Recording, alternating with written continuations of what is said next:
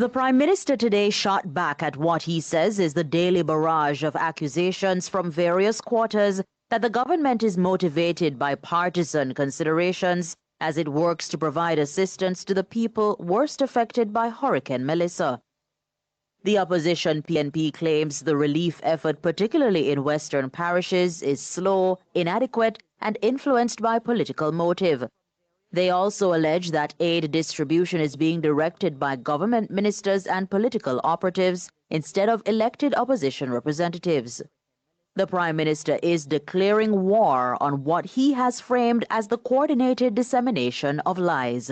It is not just managing disaster, it is managing the false information. And we have to go to war with that. Too much false information distracting the people when we need to have a positive mindset for recovery. And it is one thing that you will see about me. Me not afraid of nobody. All who want talk, make me one. Me we go with you toe to toe. Every nonsense you talk, I will respond to it. And as you would have seen with the government, man come out with foolishness, we respond, not go so.